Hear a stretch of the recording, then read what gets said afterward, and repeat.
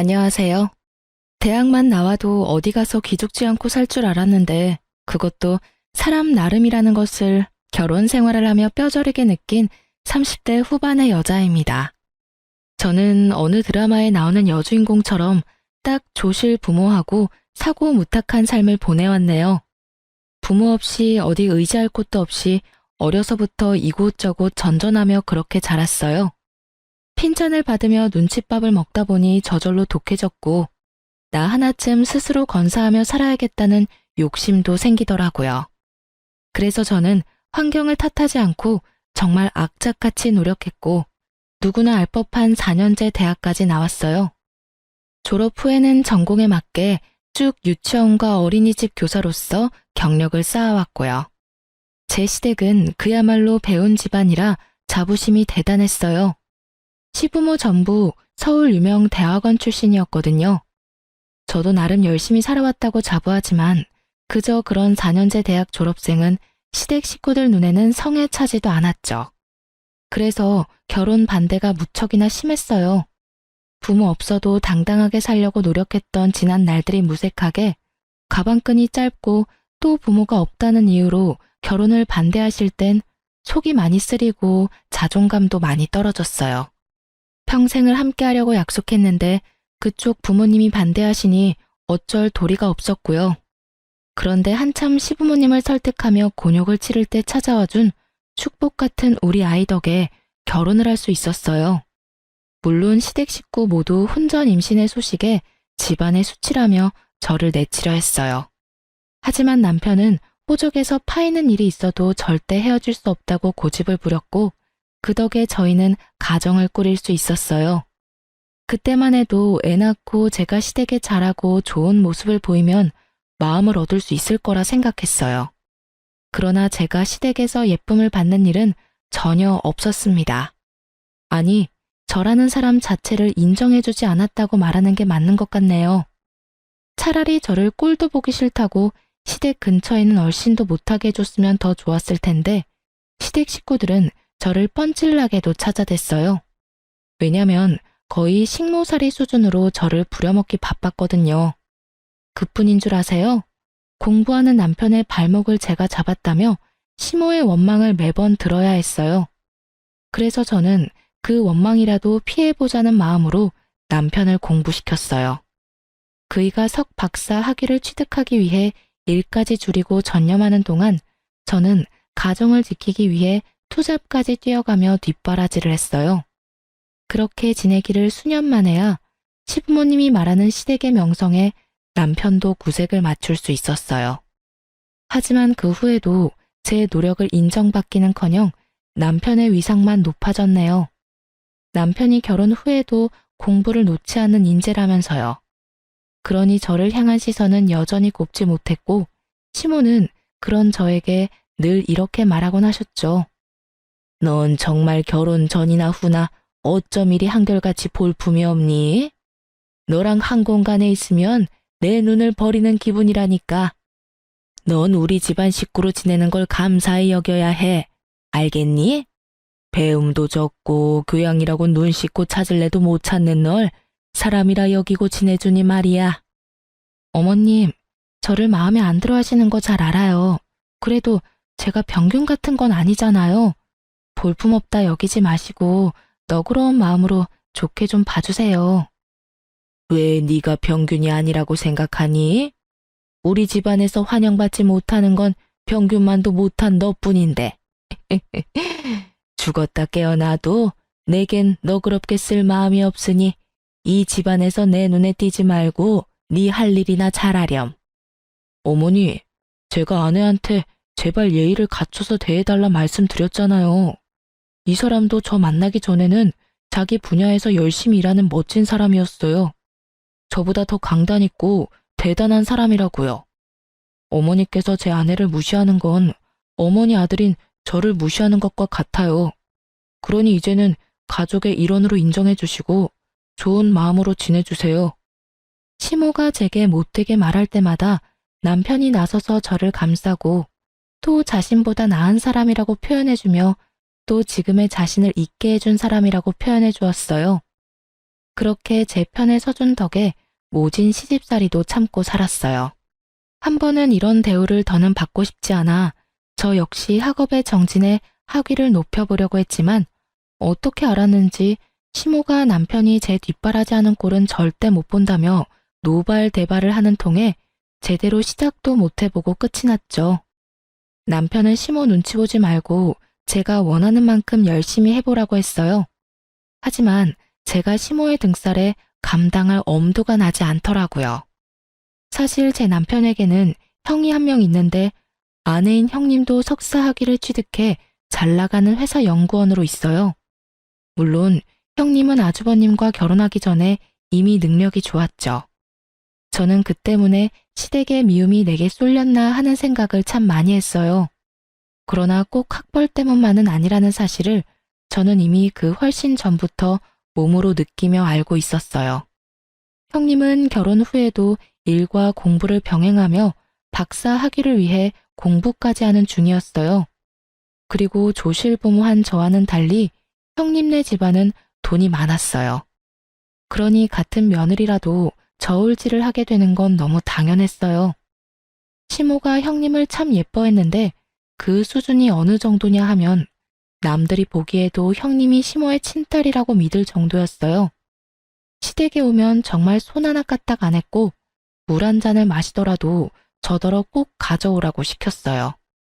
그리고 그걸 제지하는 사람은 아무도 없었고요. 형님은 늦음하게 아이를 출산했는데 상전도 그런 상전이 없었어요. 조리원에서만 꼬박 한 달을 쉬고 왔음에도 몸조리를 핑계로 저더러 틈만 나면 다리를 주무르라며 시켰어요. 그런데 노산이라 그런지 아이가 몸이 약해서 자주 아팠어요. 큰 병이 있거나 한 건 아니지만 잔병치레도 많고 유행하는 질병은 피해가는 법이 없이 죄다 걸리곤 했어요. 그래서 맞벌이 부부로 지내던 형님은 믿고 맡길 사람이 필요하다며 제가 근무하고 있는 어린이집에 애를 입학시켰어요. 그러면서도 제가 가족이라는 사실이 창피하다며 그렇게도 꽁꽁 숨겨댔어요. 그리고 뒤로는 제게 아이를 잘 케어하라고 당부까지 하더라니까요. 어느 정도 각오는 했지만 형님의 육아 방임은 점차 심해졌어요. 자기가 바쁘다는 핑계로 아이를 우리 집에서 재우는 날까지 생기기 시작했거든요. 초반에는 이해하려고 노력했어요. 형님이 바쁘게 일하는 것은 인정할 수밖에 없는 사실이잖아요. 하지만 한 달에 한두 번 정도였던 게 2주에 서너 번씩 늘면서 제 일상에까지 피해를 끼치게 됐어요. 저는 큰맘 먹고 형님에게 딱 잘라 말했어요. 형님, 일 때문에 바쁘신 건 이해하는데요. 이렇게 자주 제게 맡기시면 저도 제 일정에 차질이 생기기도 하거든요. 피치 못할 사정이 아니라면 저희 집에서 재우는 건 좀 자제해 주셨으면 해요. 동서도 참, 가족 좋다는 게 뭐니? 힘들 때 도우면서 지내는 거 아니야? 동서 말대로 내가 좀 바빠야지 말이야. 어젠 정말 어쩔 수가 없었다니까. 그쵸, 가족이니 도우면서 지내는 건 당연해요. 하지만 제 일상까지 꼬이니까 힘든 날들이 생기네요. 동서 덕 좀 보나 했더니 큰 의미도 없네. 알겠어. 내가 조금 더 신경 쓸게. 형님이 순순히 알겠다고 해 한시름 놓았는데 다음 날 시모가 제게 퇴근하면 시댁으로 오라며 전화를 해온 거예요. 그런데 기가 막힌 광경이 펼쳐져 있더라고요. 분명 저와 대화할 땐 좋게 넘어갔던 일을 제게 서운함까지 느꼈다며 문제 삼으며 온 식구들 앞에서 눈물을 뚝뚝 흘려대는 겁니다. 퇴근이 많이 늦어지는 바람에 동선에서 아이가 이미 잠든 후라 몇 번 그대로 재운 적이 있었어요. 그런데 동서가 어제 제게 자기 일상까지 침해하는 짓이라며 면박을 주는데 형님, 그게 다 무슨 말씀이세요? 제가 언제 면박을 줬다고 그러시는 거예요? 동서, 내가 미안해. 내가 나 바쁜 것만 생각하고 동서 힘들 걸 헤아리지 못했어. 나는 윗사람 자격도 없어. 우리 애 맡기는 거 불쾌하다고 했으니 더는 맡기지 않을게. 그럼 동서 기분이 좀 괜찮겠어? 아가, 네가 뭐가 미안하니? 열심히 살아보려는 게 뭐가 잘못이라고. 얘, 너는 어떻게 된 애가 이해심이라고 눈꽃만큼도 없니? 첫째가 바쁜 거 우리 식구 중에 모르는 사람 있니? 조카 좀 봐주고 너희 잘 때 같이 잠 좀 자는 게 무슨 큰일이라고. 불쾌하다는 말까지 하면서 첫째한테 상처를 줘? 어머님, 오해세요. 형님 불쾌하다고 했다니요. 도대체 갑자기 왜 이러시는 거예요? 저도 맞벌이다 보니 일정이 꼬여서 난감한 일이 생기기 시작했다고. 그러니 피치 못할 사정인 날은 괜찮지만 그렇지 않을 땐 좀 자제해달라고 정중히 부탁드렸을 뿐이잖아요. 그게 애 맡기지 말라는 말과 뭐가 다르니? 그리고 네가 같은 뜻이라도 지금처럼 좋게 이야기했다면 첫째가 이렇게까지 서운함에 눈물을 흘리겠어? 넌 생각이라는 게 있긴 한 거니? 어떻게 한치 앞을 못 보고 사람 마음 하나 헤아리질 못해? 첫째가 바빠서 내게 애 좀 부탁한다고 네가 함부로 대해도 되는 줄 알아? 귀한 집 자식 가슴에 대목 박는 짓을 천하디천한 니까 짓게 한다는 게 가당키나 하냔 말이야. 어머님, 동서를 너무 나무라지 마세요. 저와 제 아이 때문에 얼마나 불편했으면 제게 그렇게까지 말했겠어요. 저는 동서 마음 충분히 이해해요. 단지 속이 조금 상해서 눈물을 감출 수가 없을 뿐이에요. 어쩜 우리 첫째는 일이 사려 깊고 맘씨가 고와. 가진 것 없어 못난 것까지 보듬어 주려는 마음이 너무 감동이야. 그렇게까지 저 못난 걸 감쌀 필요 없다. 어머님도 형수님도 그만하세요. 집사람이 오죽 힘들면 그런 말을 했을지를 먼저 진심으로 헤아려 보시라고요. 사실 제 조카지만 아내가 전반적으로 챙기게 두는 것도 제 입장에서 미안한 일이에요. 거기다 형과 형수님이 너무 자주 맞는 것도 맞고요. 요 근래에는 다 늦은 밤에 전화해서 애 잠들었냐 확인하는 거 저도 좀 불편합니다. 듣다 못한 남편이 제 편을 들며 자신도 불편하다 이야기해준 덕에 형님의 눈물 연기가 어색하게 끝이 났어요. 형님은 남편의 개입에 뻘쭘했는지 앞으로는 주의하겠다며 바로 표정이 바뀌며 말했죠. 시모도 그제야 자기 아들까지 불편하게 만드는 상황은 없어야 한다며 당부했어요. 이런 모습을 보고 있자니 기분이 상했지만 애써 내색하지 않았어요. 다행히 이날 이후 한동안은 소동 없이 잠잠했네요. 그러던 어느 날 형님네 아이가 어린이집에서 까무러치고 난리도 아니었어요. 애가 혼절하거나 한 것은 아니었지만 열이 펄펄 끓어 눈도 제대로 뜨지 못했죠. 급한 마음에 형님과 아주버님께 이 상황을 알리며 당장 하원하러 와달라 요청했어요. 하지만 이를 뺄 수 없어 당장은 힘들다고 하는 겁니다. 하는 수 없이 시모에게 연락해 아이 상태를 이야기하고 바로 병원에 내원할 수 있도록 와달라고 부탁드렸어요. 그러나 그 누구도 아이를 챙길 생각을 하지 않는 거예요. 저는 하는 수 없이 어린이집 원장님께 양해를 구하고 제가 아이와 함께 병원에 다녀왔어요. 아이 컨디션이 너무 안 좋아 다시 어린이집으로 향할 수는 없는 노릇이었어요. 결국 저는 오래전 저를 자식처럼 품어주시고 돌봐주셨던 이모님께 도움을 청했습니다.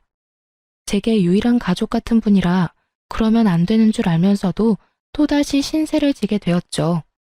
하필이면 제가 그날 당직이라 업무를 뺄 수 없었던 탓이었어요. 저는 형님과 아주버님께 아이의 상태를 먼저 알린 뒤 부득이하게 이모님께 아이를 맡겨놨으니 최대한 시간을 내어 아이를 데리고 가달라 부탁까지 드렸어요. 그런데 그날 두 사람은 다 저녁이 되어서야 아이를 데리러 온 것도 모자라 이모님께 너무 큰 무례까지 범하고 말았습니다. 아줌마, 시간이 되면 애 잘 준비까진 시켜놔야 될 거 아니에요. 동서가 못 챙긴 것도 짜증나는데 이게 뭐야? 저기 초면에 당신의 아픈 아이까지 챙겨줬으면 부모로서 감사하다는 말이 먼저 아닌가요? 그리고 이 낯선 곳에서 아픈 몸으로 엄마 아빠를 기다렸을 아이는 눈에 보이지도 않아요. 됐으니 얼른 애 데리고 돌아가세요. 감사는 개뿔. 애가 아파서 잠만 잤을 것 뻔하구만. 암튼 동서나 동서 주변 사람이나 다 별로라니까. 그리고 자기가 뭔데 나를 가르치든 말해? 기분 나빠. 동서는 뭐 이런 사람한테 애를 맡겨서 화를 돋구는지 원. 이보세요. 아이가 해열제를 먹어도 열이 안 잡히니까 얼른 돌아가서 아이 케어에 집중하시라고요. 지금 당신의 기분이 아픈 아이보다도 더 중요한가요? 도움을 받고도 감사할 줄 모르는 당신이 떠드는 소리 듣고 싶지 않으니 그만 돌아가요. 이봐요, 아줌마. 도움을 주려면 제대로 줘야지. 이건 도와준 게 아니라 내 일을 그대로 남겨둔 거잖아. 그러고도 감사 인사를 받고 싶어 하는 건 양심이 없는 거지. 당신 밑에서 자란 동서가 왜 그리 덜 떨어진 건지 증명하는 거야, 뭐야? 나도 여기 더 있으래도 안 있을 거거든요. 진짜 채울 수 없어. 형님은 끝끝내 이모님에게 감사하다, 죄송하다는 말 한마디 없이 돌아갔어요.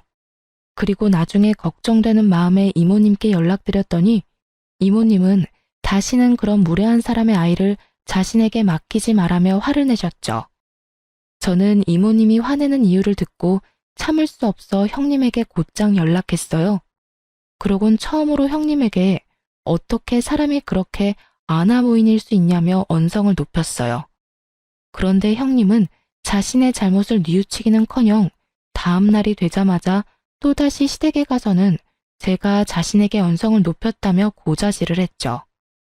시모는 형님의 말만 듣고는 우리 집까지 쫓아와 제게 갖은 욕을 퍼부었어요. 하지만 저는 제 소중한 사람까지 저와 같은 일을 겪게 했다는 것에 크게 분노한 상태였던지라 시모에게까지 큰 소리를 치고 말았죠. 시모는 그런 저의 뺨을 내리치며 막말을 퍼부었어요. 너 지금 나한테 소리친 거야? 감히 네가? 이 맞아 죽어도 시원찮을 거사. 네가 이제 하다하다 나까지 기어오르려고 들어? 내가 그런 꼴을 보고도 가만히 있을 줄 알아? 너 오늘 내 손으로 교육 좀 받자, 응? 제발 무식하게 구는 것 좀 그만하세요. 그렇게 학벌 따지시는 분이 왜 저만 상대하면 그렇게 무식해지는 건데요? 돈 많은 집안 자식이 형님이라 그 사람의 잘못까지 무마되는 건가요? 이러실 거면 어제 어머님께서라도 손주 데리러 오시지 그러셨어요. 그래, 이제 네가 고래고래 소리치면서 네 본성을 보이겠다 이거지? 너 머리는 장식이냐? 네 조카가 아프면 네가 월차를 내서라도 챙겼어야지. 네가 제정신이 아니라 남한테 애를 맡겨놓고 도대체 누구 탓을 하는 거야? 사리분별력도 없는 네가 대학을 졸업해? 가당치도 않지. 어디 가서 학력 위조한 건 아닌지 조사라도 해야 할 판이네 아주. 제가 왜 제 아이가 아픈 것도 아닌데 월차까지 내며 조카를 돌봐야 해요? 형님과 아주버님도 자기 일이 바쁘다는 핑계로 신경도 안 쓰는데 제가 왜 일에 피해까지 받으면서 그런 미련한 짓을 해야 하는 거냐고요? 사리 분별도 못하는 사람은 제가 아니라 형님과 아주버님이고 어머님이죠. 그날 난생 처음으로 억울함에 세상 떠나가라 울어봤네요. 그런데 시모가 우리 집을 나선 지 2시간 만에 제가 시댁으로 향할 수밖에 없는 일이 터졌습니다. 한참을 북받친 감정을 울음으로 쏟아낸 뒤 핸드폰을 보는데 최근에 바뀐 형님의 프로필 사진이 눈에 띄더라고요. 멋진 여행지에서 찍은 사진이었고 찝찝한 마음에 더 알아봤는데 확인하는 순간 주체할 수 없을 정도의 강한 분노가 치밀었어요. 사진 속 그날은 바로 아픈 조카를 이모님이 돌봐주었던 날이자 형님과 아주버님이 둘이서 당일치기로 여행을 다녀온 날이었던 거예요. 저는 그걸 알고 시댁을 뒤엎을 요량으로 찾아가 온몸의 분노를 표출했죠. 형님, 진원이 아파서 제 이모님한테 손 벌린 날 설마 아주버님과 여행 다녀오셨어요? 남한테 아픈 애 맡겨두고 희희낙낙 웃으며 놀다 왔냐고요. 동서, 갑자기 찾아와서 시부모님 앞에서 왜 이래? 여행을 다녀오고 안 다녀오고 그게 뭐가 중요하다고. 내가 여행 다녀온 게 시댁까지 쫓아와서 위아래 없이 굴 일이야? 정말 너무한 것도 정도가 있지. 이건 답이 없네. 오늘 제대로 시시비비를 가려봐요. 아픈 애를 두고 여행 다녀오는 부모라는 것도 웃기지만 부부가 놀려고 아픈 애를 생판 모르는 남한테 맡긴다는 게 부모로서 그게 맞는 처사라고 생각하세요? 애 좀 봐줬다고 지금 나한테 훈수라도 하러 왔니? 동서 일이나 잘하고 동서처사나 올바른 건지 따져봐. 손윗사람한테 따지려고 시댁까지 쫓아온 것도 모자라 시부모님 앞에다 두고 이런 행동을 보이는 게 맞는 거야? 그리고 원래 애들은 좀 아프면서 크는 거야. 형님, 원래 애들은 아프면서 큰다고 아픈 애를 부모가 돌보지 않는 게 맞는 건가요? 뻔뻔하게 나오면 그게 다 맞는 말인 줄 아시냐고요. 생판 모르는 남한테까지 애를 맡겼던 날이에요. 그런데도 뭐 하나 느끼는 바가 없으세요? 뭐야? 동서가 부족해서 뭘 모르나 본데 우리 같은 인재들이 시간 빼는 게 어디 쉬운 줄 알아? 막말로 내가 동서 있는 어린이집 보내는 이유가 다 뭔데? 그런 일 있을 때 애 잘 챙기라고 보내는 거잖아. 내 돈을 월급으로 받는 주제에 어디서 큰 소리야? 이모님인가 뭔가한테 맡겼던 것도 네가 다른 선생한테 당직 날짜 바꿔달라고 부탁했으면 됐을 일인데 네가 크게 만든 거잖아. 그래놓고 왜 이제 와서 나한테 시비야? 저희는 감정이 격해져 결국 서로의 머리채까지 잡고 싸움을 벌였어요. 급하게 시부모님이 저희를 말렸지만 싸우는 사이 제 손톱에 형님 한쪽 뺨이 긁혔어요. 그러자 시모는 형님 얼굴을 보고는 멍청한 것이 굴러들어와 집안 사람을 다 팬다며 저더러 사람도 아니라고 오버스럽게 난리를 쳐댔죠. 저는 제게 노발대발하는 시모와 형님을 뒤로한 채 거실에 차려진 다과상을 죄다 엎어버렸습니다. 시모와 형님은 제게 머리가 어떻게 된 거 아니냐고 미친 사람 취급하며 고함을 쳤어요. 저것이 진짜 머리가 어떻게 된 거 아니야? 야, 너 진짜 이 집에서 쫓겨나고 싶어? 우리 아들이 네 편 들어주니까 이제 눈에 뵈는 것도 없냔 말이야. 너 같은 식충이를 가족으로 거둬줬으면 감사한 줄 알고 살아야지. 어디 이런 못돼 먹은 행동을 해? 까마귀 고기라도 잡섰어요? 당신들이 가족이라는 이유로 날 괄시하고 괴롭혔던 건 뭐 잘한 행동이야? 나도 남편 보며 당신들 만행을 참아주는 건 오늘부로 끝이야. 내가 당해온 모든 걸 똑같이 돌려줄 테니까 어디 한번 즐겨보던가. 저런, 아니 어디서 저런 말도 안 되는 것이 집에 굴러 들어왔어? 네가 참지 않으면 어쩔 건데? 어쩔 수 있는데? 헛소리 집어치우고 이 집에서 당장 나가. 나가! 다시는 발도 들이지 마. 알겠어? 가지 말라고 해도 갈 참이었어요. 악마보다 더 악질인 당신네들이랑 한 공간에 있기 역겨워서 숨을 쉴 수가 있어야지. 저는 분명 똑같이 되갚아준다고 했지만 시댁 식구 중에 그 누가 제 말을 새겨 듣겠어요.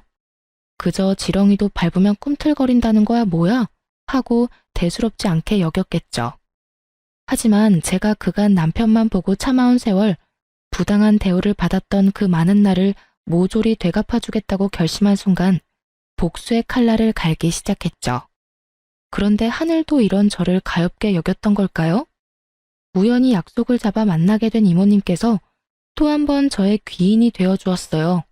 시모와 형님에 관한 이야기를 나누는데 이모님께서 안 좋은 기억 때문인지 형님을 정말 질 나쁜 사람이라고 표현했어요. 그러면서 도대체 어떤 일을 하길래 그 직장에선 그런 못된 사람을 써주느냐고 말하기에 저는 형님이 다니는 회사에 대해 알려주었어요. 그런데 이모님이 꽤 놀란 표정으로 그게 정말이냐며 재차 확인까지 하시더라고요. 그리고 이모님과의 만남 일주일 후 형님이 회사에서 퇴출당하고 말았습니다. 사실 이모님의 남편이 형님이 다니는 회사의 연구소장으로 있었어요. 그래서 저는 형님이 아이가 아팠던 날에 대한 진실을 이모님께 모두 털어놓았고 혹시 가능하다면 연구소장님께 형님이 부당하게 이득을 취한 정황은 없는지 꼭 확인해 주라고 청해달라 부탁드렸죠. 이모님도 형님 같은 사람은 좋은 곳에서 대우받으며 일할 가치도 없는 사람이라며 저를 대신해 말을 전해주었어요. 실로 연구소장님은 형님의 평판과 업무 능력 등을 조사해 나섰고 형님이 그간 해왔던 만행이 낱낱이 밝혀지고 말았던 거죠. 조카가 이모님께 맡겨졌던 그날의 일을 포함해 이전부터 줄곧 이런 방식으로 조퇴나 월차를 냈던 정황이 전부 밝혀지면서 업무 태만으로 해고를 당한 거예요. 하지만 형님은 그때까지만 해도 자신이 잘렸다는 사실을 인정할 수 없다며 자기 같은 인재를 버린 것을 후회하게 만들 거라고 다른 연구원 이곳저곳을 알아보며 뛰어다녔어요. 하지만 이미 연구소장님이 자신의 인맥까지 동원해 손을 써놓은 후였고 졸지의 형님은 나이 가득 찬 취업준비생으로 전락하고 말았어요. 형님이 취업준비로 쩔쩔매고 있던 어느 날 아주버님께서 갑작스럽게 저희 부부를 찾아왔어요. 이전에는 단 한 번도 저희를 먼저 찾은 적 없던 분이라 적잖게 놀랐죠. 그런데 사람이 참 간사하죠. 아쉬울 때 꼭 그렇게 살갑게 굴면서 도움을 청하는 게 말이에요. 모든 안 좋은 일은 한 번에 겹쳐오곤 하잖아요. 형님네도 딱 그런 상황에 놓였던 거예요. 아주버님이 5년 전쯤부터 사업을 시작했는데 처음부터 잘 돼서 무섭게 성장했어요. 그런데 딱 이 타이밍에 갑자기 투자하기로 되어 있던 곳에서 변심으로 투자하지 않겠다고 해버린 거죠. 아주버님은 투자받을 걸 굳게 믿고 이미 일을 키운 상태라 당장 그 투자금이 없으면 빚을 내야 한다며 우는 소리까지 하며 도와달라 하더라고요. 동생아, 가족 좋다는 게 뭐냐? 이렇게 서로 힘들 때 돕고 사는 거 아니겠어? 지금 네 형수 처지가 좋지 못한 거 잘 알잖아. 그런데 나도 적자에 빚까지 생기면 애까지 있는데 어쩌냐. 제발 이번만 좀 도와주라. 나중에 나도 너희 부부 도울 일 있으면 나도 꼭 도울게. 재수씨, 우리 진원이 참 예뻐하잖아요. 우리 아이 봐서라도 좀 도와줘요. 아내랑 상의해보고 연락해줄게, 형. 너무 갑작스러운 부탁이고 금액도 적지 않아서 고민해봐야 할 것 같아. 아니, 가족 일인데 고민하고 말고 할 게 뭐 있어. 너희 그만한 돈도 없는 건 아니잖아. 너도 돈 잘 벌지. 재수씨도 우리만큼은 아니어도 입에 풀칠할 정도는 벌잖아. 그런데 뭐가 문제라고 뜸을 들이려고 그래. 그냥 서로 얼굴 보고 이야기한 김에 정하고 빌려주면 되지. 안 그래요, 재수씨? 그럼 아주버님, 얼굴 보고 이야기한 김에 딱 말씀드릴게요. 저는 투자금 빌미로 아주버님께 돈 빌려주기 싫네요. 저희 없는 살림에 남편 공부하면서 아끼고 아끼며 지낼 때 형님도 아주버님도 돈 잘 벌고 잘 살았잖아요. 그때 제 남편이 한 학기 등록금만 좀 도와달라고 부탁했을 때 뭘 하셨죠? 개미처럼 일하는 네 와이프가 자기 몸을 팔아서라도 마련할 텐데 왜? 라고 했던가요? 재수씨, 그땐 나도 철이 없어서 그런 거죠. 이번에 도와주면 나중에 제가 도울 일 있을 때 꼭 돕겠다니까요. 저 지금 자존심 다 내려놓고 이렇게 부탁하는 건데 어쩌라면 섭섭해요. 그럼 그 자존심 챙기세요. 그리고 이참에 한 말씀 더 드리자면요. 재작년에 남편이 드린 투자금도 이참에 회수할까 해요. 그러니까 지금 빌리는 금액의 최소 2배는 구하셔야겠네요. 예? 투자금을 회수한다고 했어요, 지금? 아니, 재수씨가 뭔데 제 동생이 제 회사에 투자한 돈을 회수해요. 쥐뿔도 없이 우리 집에 들어와서 이만큼 사는 것도 다 내 동생 덕인데 재수씨가 읽어둔 게 뭐 있다고 내 동생 돈을 재수씨가 주물러요. 야, 절대 안 돼. 너 지금 재수씨 말 듣고 투자금 회수하면 우리 우애는 완전 끝이니까 그런 줄 알아. 알겠어? 아주버님, 남편이 넣은 그 투자금의 대부분이 제 돈이에요. 남편이 늦음하기 경제활동을 시작했는데 그 당시에 그만한 큰 돈이 어디서 나요. 내 돈 내가 알아서 하겠다는데 왜 간섭하세요? 여보, 방금 아주버님이 하는 말 들었지?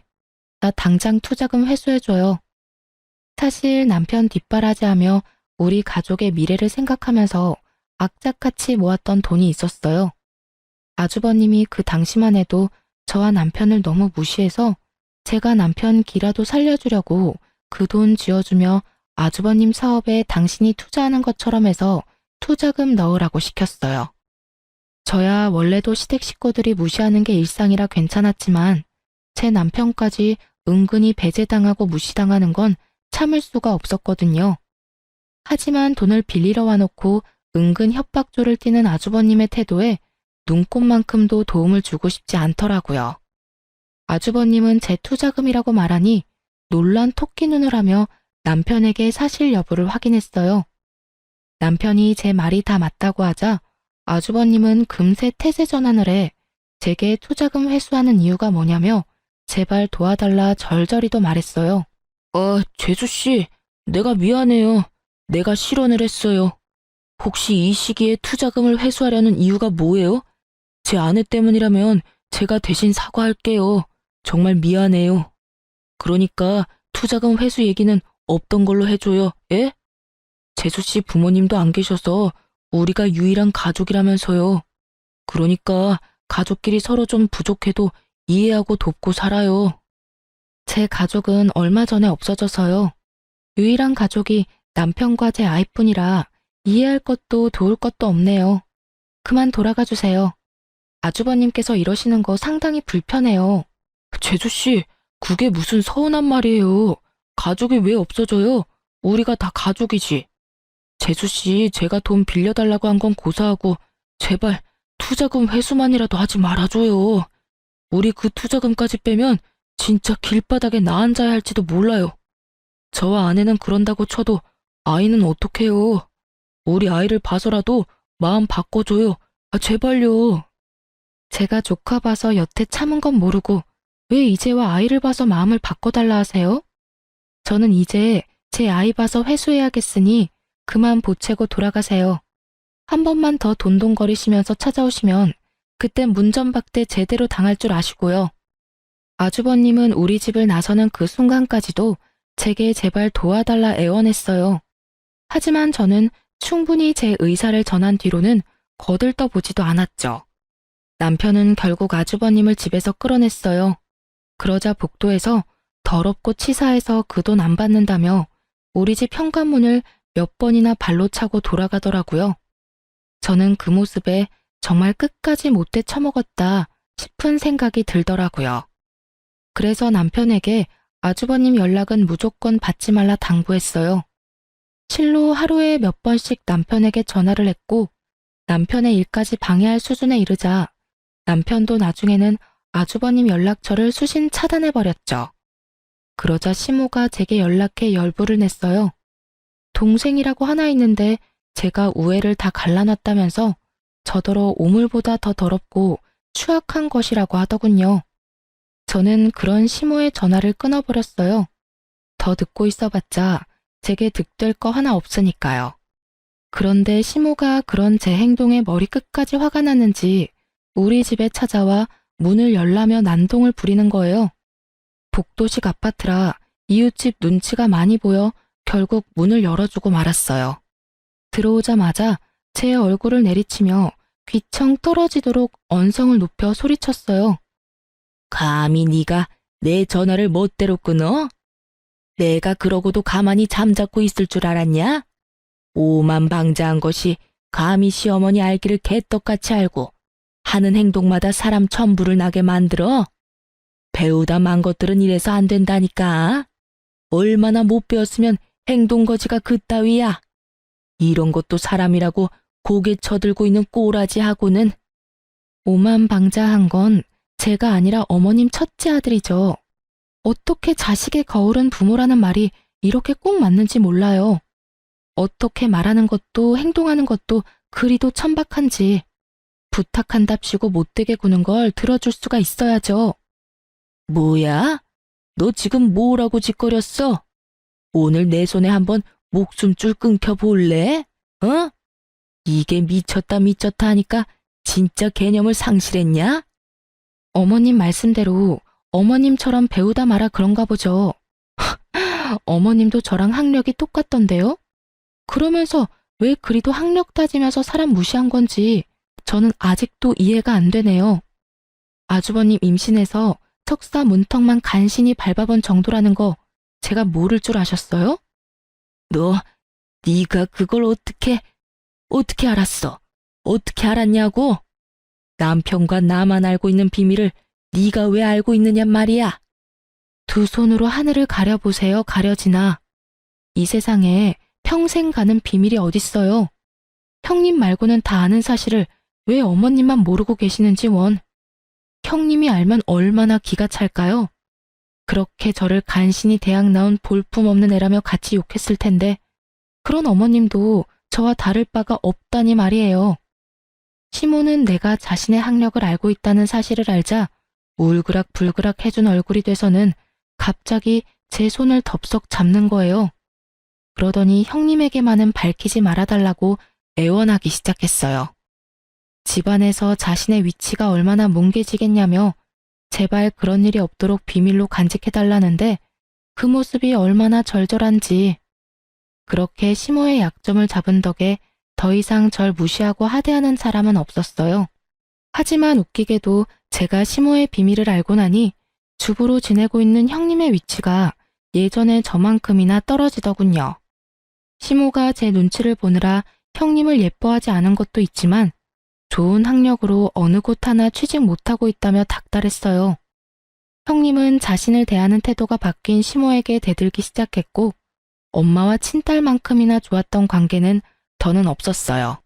결국 형님 내 부부 문제로 번져 매일같이 집안이 시끌시끌했어요. 그러다 나중에야 형님이 자신이 잘리게 된 사실을 알게 되었어요. 더불어 이모님이 연구소장님의 아내라는 사실까지도요. 형님은 그제야 제게 제발 한 번만 이모님 부부를 만나게 해달라며 매달렸어요. 취직을 할 수 없으니 시댁에서 무시당하는 거 아니냐며 한 번만 도와달라 싹싹 빌더라고요. 동서, 내가 긴 세월 모질게 군 거 마음에 담지 마. 다시는 그런 짓 하지 않을게. 하늘에 맹세해. 그러니 제발 동서를 돌봐주셨다던 그 이모님 좀 한 번만 만나게 해줘. 부탁이야. 정말 이번 딱 한 번만 힘 좀 써주라. 형님, 다 형님이 자처한 거잖아요. 그냥 감내하고 사세요. 타지 멀쩡하니 그 일 아니고도 할 수 있는 일은 세상에 많아요. 자기 일 아니라고 그렇게 쉽게 말하지 말고 제발 한 번만 도와줘. 우리 진원이 생각해서라도 엄마가 제대로 자리 잡고 있어야 하잖아. 내가 이모님께 사과드릴 수 있도록 동서가 자리 좀 마련해줘. 응? 같이 애 키우는 입장이니 이것저것 재고 따지지 말고 닥치는 대로 일하며 애 키우고 사세요. 다른 사람들도 다 그러고 애 키우며 살아요. 저는 자기의 위신을 위해 이제야 이모님께 사과한다는 형님을 깡그리 무시한 채 일절 이모님과 연결해주지 않았어요. 아주버님은 투자 얘기가 오간 뒤 저희 때문에 망하면 가만두지 않겠다며 이를 갈더군요. 하지만 그도 얼마나 가겠어요. 세상 이치가 자기들 뜻대로 되진 않잖아요. 아주버님은 또다시 우리를 찾아와 죽는 소리를 해대며 저희가 도와주지 않으면 이제 더 방도도 없다면서 자기가 망하는 건 다 우리 탓이라고 고성방가를 해댔어요. 재수씨, 진짜 사람 그렇게 안 봤는데 치사하고 더럽고 꼭 그렇게까지 해야만 했어요? 사람 목줄을 쥐고 흔드셔야 마음이 풀리냐고요. 예? 아우, 사람이 부탁을 했으면 들어주는 신용이라도 해야지. 많이 취하셨네요. 그냥 돌아가세요. 저흰 더 할 말 없네요. 형, 진짜 대체 왜 이래? 그만 돌아가. 밤이 늦었어. 아우, 시끄러워. 네가 제일 나빠. 알겠냐? 넌 형 망하는데 눈도 깜짝 안 하고 멀쩡한 투자금을 왜 회수하냐 이 말이야. 우리 집안 꼴이 우스워진 건 다 네가 결혼을 잘못했기 때문이야. 다 저 멍청한 재수씨 때문이라고. 아, 짜증나. 재수없어. 남편이 아주버님을 말려도 소용없었고 형님까지 불러 아주버님을 데려가라 했지만 그것도 소용없었어요. 결국 아주버님이 남편 멱살을 잡기 시작했고 서로 몸싸움이 시작되었죠. 경찰이 출동한 후에야 말릴 수 있었어요. 그 과정에서 우리 아이는 겁에 질려 자기 방 들어가서 머리를 감싸준 채 벌벌 떨고 있었어요. 그 모습에 억장이 무너지더라고요. 그래서 처음엔 아주버님네 부부와 합의는 하지 않으려 했어요. 하지만 조카가 눈에 밟혀 합의를 보긴 봤네요. 그러나 이 사건으로 남편은 그간 제가 자기 식구들에게 당했을 서름을 뼈저리게 이해하게 된 계기가 되었어요. 그래서 그날 이후 남편과 저는 시댁 식구와 연 끊고 연락까지 다 차단하며 남편이나 저나 둘 다 서로만 의지하며 살기로 굳게 마음먹었답니다. 나중에 시모가 남편에게 어떻게 부모와 자식 간의 관계를 끊을 수 있냐며 절대 안 된다고 남편을 설득하려 안간힘을 썼어요. 하지만 남편은 끝내 시모의 설득을 거부했고 나중에는 시모가 제 옷깃까지 부여잡으며 제발 이런 악연으로 남지 않도록 제가 나서달라더군요. 예, 어떻게 부모를 멀리하고 지낼 수 있어? 제발 네가 내 아들 좀 어떻게 해주렴. 내가 다시는 내게 못나게 굴지 않겠다 약속도 했잖니. 그런데 갑자기 왜 내 아들이 그런 마음을 먹은 거야? 나는 내 자식 못 보고는 못 산다. 이런 불효가 어디 있니? 어머님, 어머님께서 저에게 저질렀던 멸시와 악행이 낳은 결과니까 직접 이 문제를 해결해 보세요. 그러면 남편도 마음을 달리 먹을 줄 혹시 아나요? 죄송하지만 저는 원래도 부모가 없던 몸이라 아쉬울 게 하나 없네요. 아니, 제가 앞으로 어머님과 아주버님 내외를 마주하지 않아도 된다고 생각하니 이제야 숨이 쉬어져요. 그러니 이제 그만하세요. 나는 시모의 마지막 애원도 딱 잘라냈어요. 그제야 시모는 눈물바람을 하며 지난날의 자신의 언행에 후회라는 걸 하게 되었네요. 후에도 제가 근무하는 곳에 찾아왔지만 저는 절대 시모를 만나주지 않았어요. 나중에 남편이 시모가 제 직장까지 찾아온 것을 알고는 직장까지 옮기라고 권유했고 마침 좋은 자리가 나 저는 이직을 하게 되었네요. 모든 풍파가 지나간 뒤 이제야 좀 살맛이 난달까요? 형님이 남편과 한 번 연락이 닿은 적이 있는데 그때 들은 소식으로는 아주버님도 형님도 먹고 살기 위해 하기와 관계없는 일을 시작했다고 하더라고요. 그리고 시모는 하나 남은 자식마저 자신을 등질까봐 전전긍긍하며 조카의 양육을 도맡아 하고 있다고 해요. 뭐라도 도움이 되면 자신의 곁에 남아있을까 하는 마음으로요. 나중에 그렇게 없는 듯 계시던 시부가 시모의 양육을 보고는 남편에게 조카만이라도 돌봐줄 수 없겠냐고 부탁하셨죠. 시모의 스트레스를 오롯이 조카가 받고 있다며 가여워 죽겠다고요. 하지만 남편은 그것 또한 그들이 만든 상황이니 절대 우리 부부는 개입하지 않겠다고 선을 그었어요.